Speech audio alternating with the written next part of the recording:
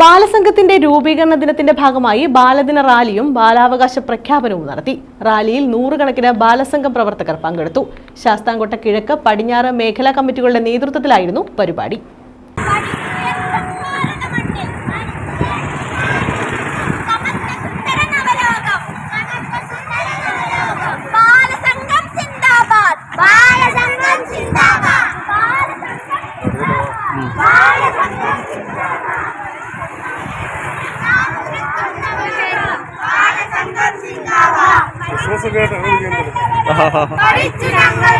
ബാലസംഘം ശാസ്താംകോട്ട കിഴക്ക്, പടിഞ്ഞാറ് മേഖലാ കമ്മിറ്റികളുടെ നേതൃത്വത്തിലാണ് ബാലസംഘത്തിന്റെ 85ാം രൂപീകരണ ദിനത്തിന്റെ ഭാഗമായി ബാലദിന റാലിയും ബാലാവകാശ പ്രഖ്യാപനവും നടത്തിയത്.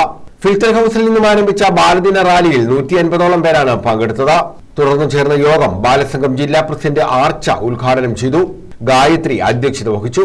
അനുശ്രീ സ്വാഗതം പറഞ്ഞു. വർഷ ബാലാവകാശ പ്രഖ്യാപനം നടത്തി. മാലിന്യമുക്ത നവകേരളത്തിന് കുട്ടികൾ അംബാസഡറാകാനുള്ള പ്രതിജ്ഞ ഗൗരീകൃഷ്ണൻ ചൊല്ലിക്കൊടുത്തു. ആര്യ നന്ദി രേഖപ്പെടുത്തി.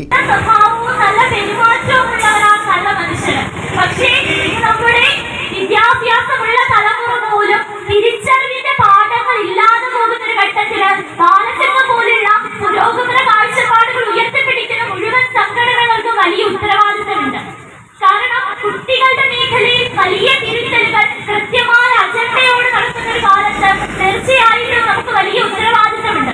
News bureau, Sasthamkotta.